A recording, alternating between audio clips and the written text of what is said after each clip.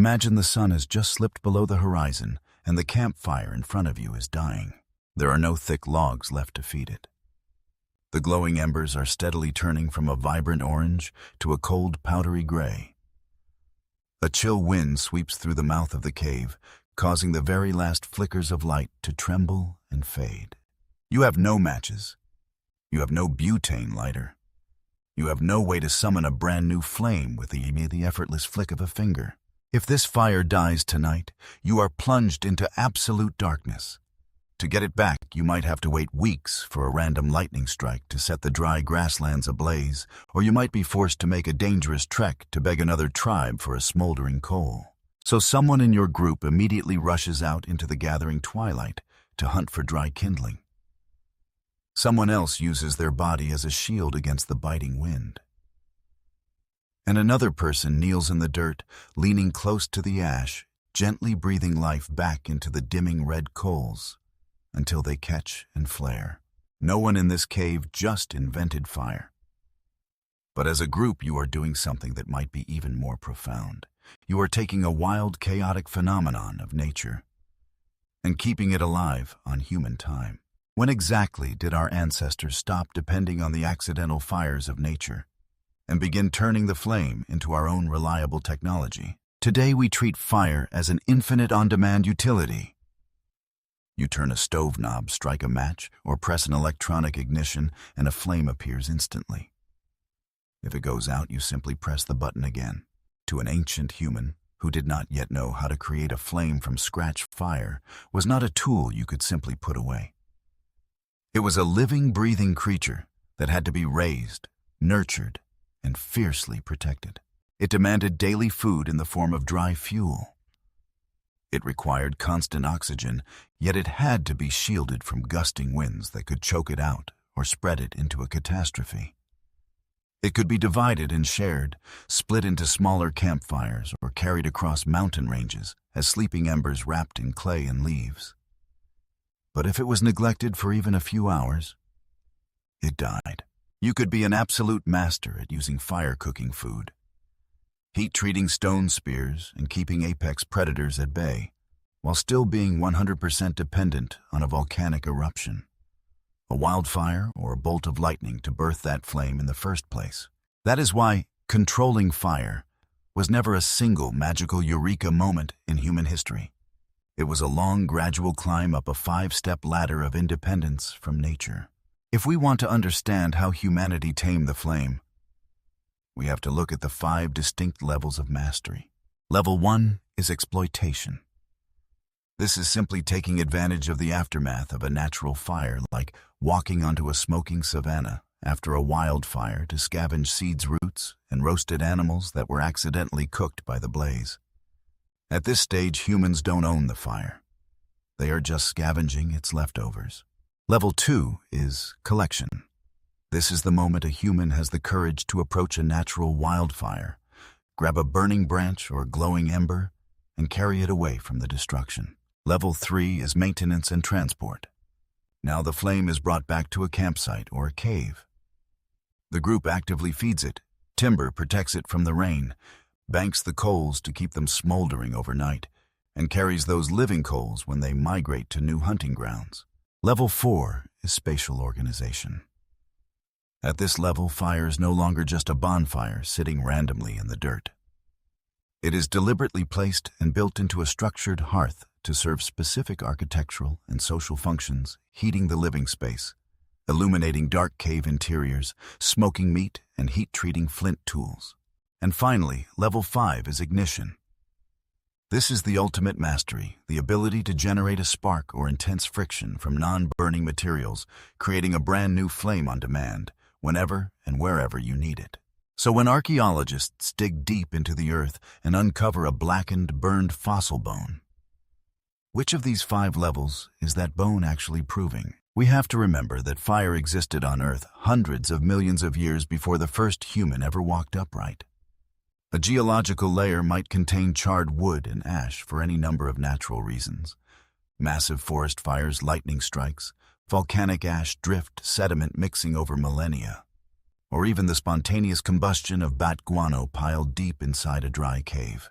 Because of this, modern archaeologists cannot simply point to a piece of charcoal and declare that humans were roasting dinner. They have to act like forensic investigators, asking a series of rigorous questions. Was this material burned right here? Or was it washed in by an ancient flood? What temperature did the fire reach? Are the burned remains scattered randomly, or are they tightly clustered in a circle? Does this pattern of burning repeat across multiple geological layers over thousands of years? Is the ash located outdoors where wildfires thrive, or is it buried deep inside a cave, where lightning cannot strike?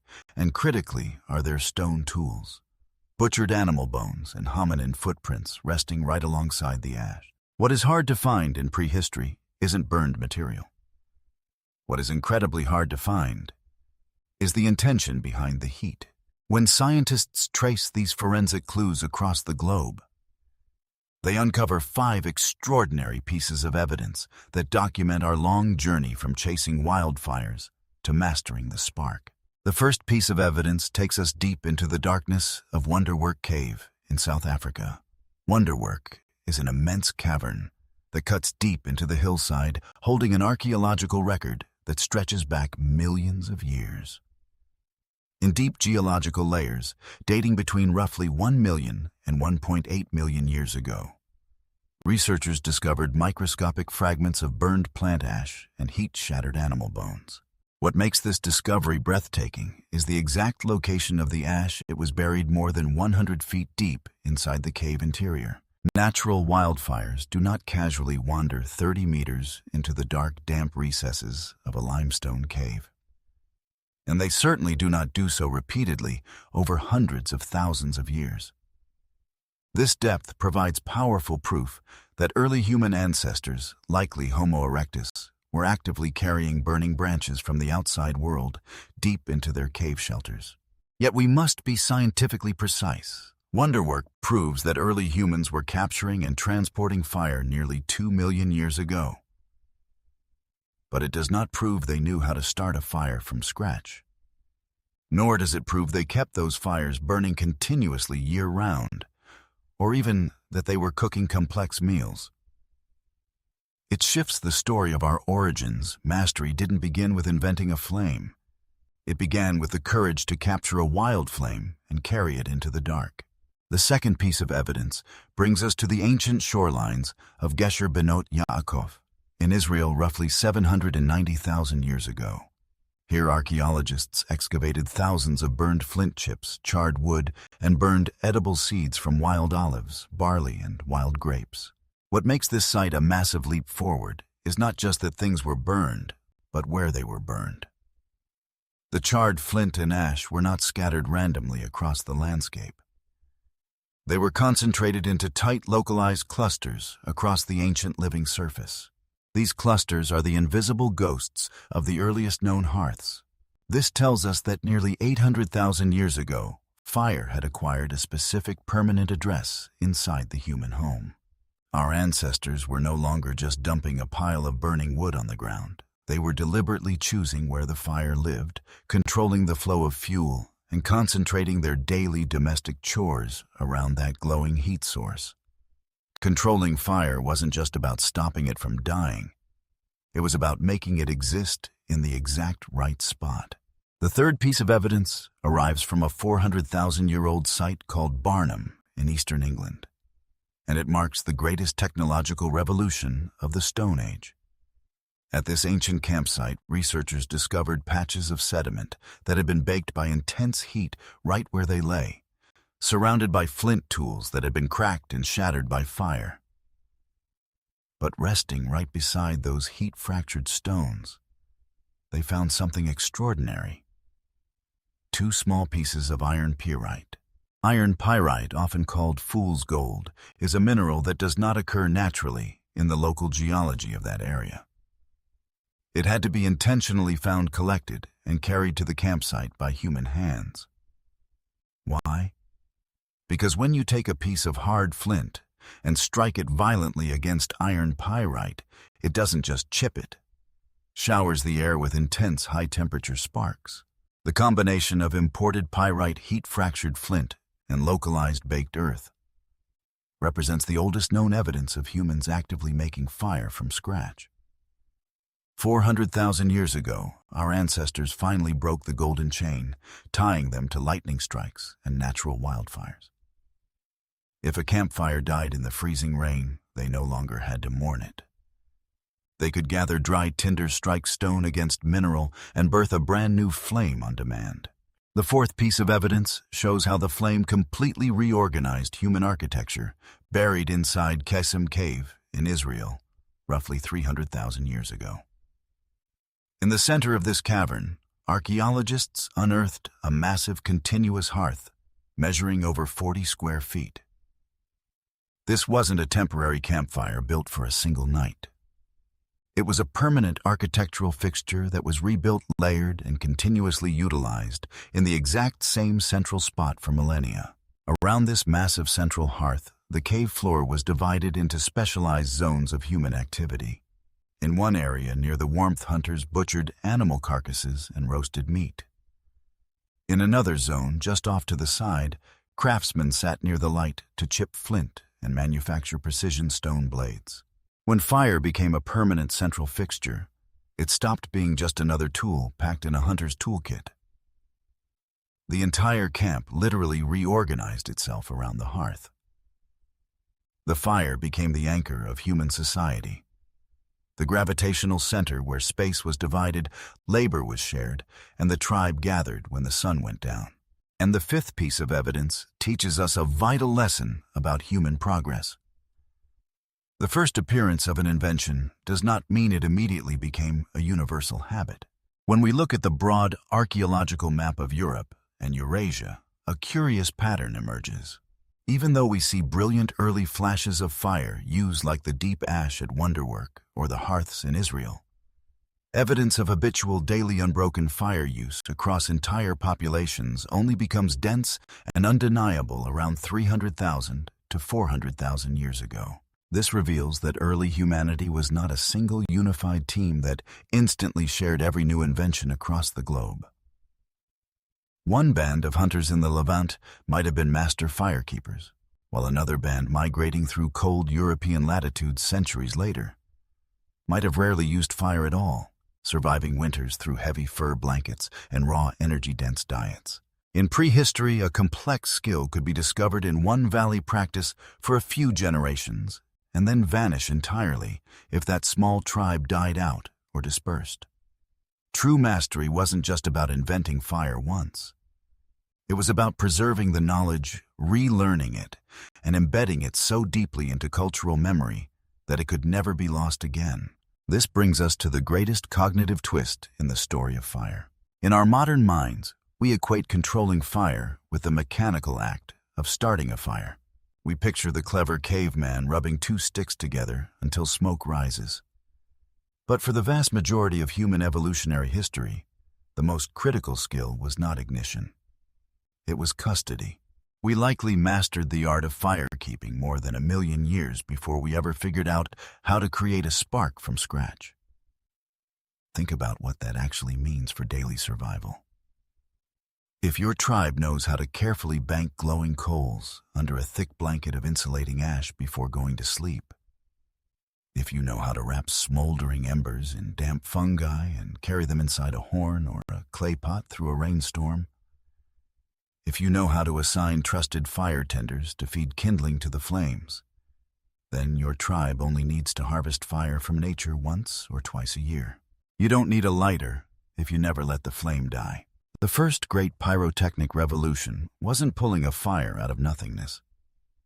It was taking a brief, violent natural accident, a lightning strike on a dead tree, and stretching its lifespan across months, seasons, and generations through sheer human cooperation. Control began not as an act of creation, but as an act of relentless stewardship.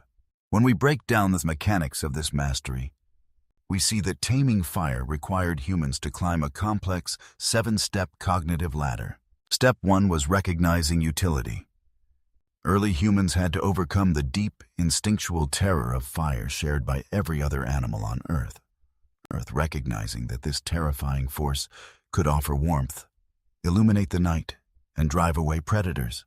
Step 2 was mastering the safe distance. Fire is a destructive force that burns flesh, fills lungs with toxic smoke, and can easily ignite dry savannas. Humanity had to learn the precise spatial thermodynamics of heat. How close is close enough to stay warm but far enough to avoid catching fire? What woods burn clean and what materials smolder and choke the air with soot? Step 3 was capture. This required the courage to step directly toward a burning landscape, select a branch of the right size and density, and safely separate a piece of the flame from its source. Step 4 was nurturing. You cannot feed a tiny ember a massive oak log.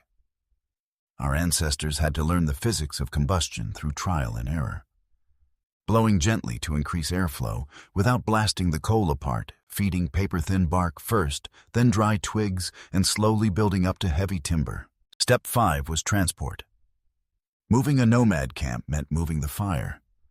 This required engineering specialized insulation.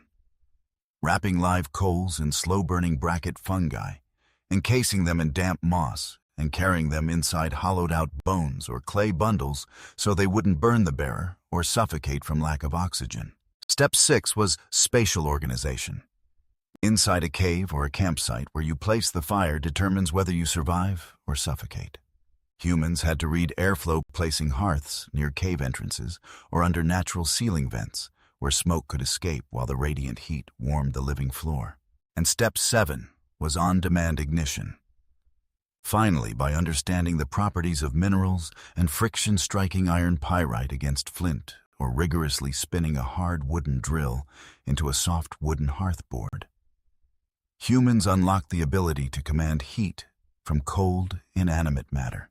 Fire did not become a technology simply because humans held a burning stick in their hands. It became a technology when we built an unbroken mental pipeline of knowledge, transforming a wild chemical reaction into a repeatable step-by-step process. Looking at fire through this lens reveals a profound truth about human nature. Fire was the very first tool in human history that could actually die. If you carve a stone hand axe, you can drop it in the dirt, walk away for a decade. And when you return, it is still a stone hand axe ready to cut. A fire does not grant you that luxury. If you leave a fire unattended, it starves for fuel and fades away. If a sudden thunderstorm rolls in, it drowns. If the wind shifts violently, it can escape its stone border race across your camp and burn your shelters to ash. Because fire was a fragile living utility, it forced our ancestors to develop entirely new psychological traits. It demanded vigilance. It required long-term future planning, forcing a tribe to spend exhausting afternoons harvesting and drying heavy firewood long before the freezing nights set in. It demanded a division of labor where someone was always responsible for watching the hearth while others hunted and foraged. To keep a fire alive, a community had to make a silent pact with the future. A fire only survives the freezing, pitch-black hours of the night. When someone cares enough to be thinking about the morning. Today, surrounded by smart grids and digital switches, it is easy to forget our deep debt to those early firekeepers. When you trace it back to its core, humanity never actually invented combustion. Fire existed long before us, and it will exist long after we are gone. What our ancestors truly invented was reliability. We took a terrifying, unpredictable natural disaster and domesticated it into a steady daily utility. And that exact same blueprint of control underpins every single piece of modern technology we rely on today. We did not invent electrical charge. We simply built power grids and batteries so electricity would be waiting for us whenever we flip a switch. We did not invent water. We engineered reservoirs, pipes, and plumbing so clean water flows the instant we turn a faucet. We did not invent information. We built digital networks and servers to summon data across the globe in milliseconds. The greatest leap in human history wasn't the magical moment our eyes first saw a flame flickering in the dark. The true revolution happened the moment a wild, fleeting flame stopped being an unpredictable accident of nature and became a permanent, reliable service maintained by the joined hands of the community. We didn't conquer fire the moment a prehistoric hand struck the very first spark from a stone. We conquered it when a flame no longer belonged to lightning bolts and raging wildfires, but belonged to human memory, human cooperation, and the promise of a warm tomorrow for the entire tribe.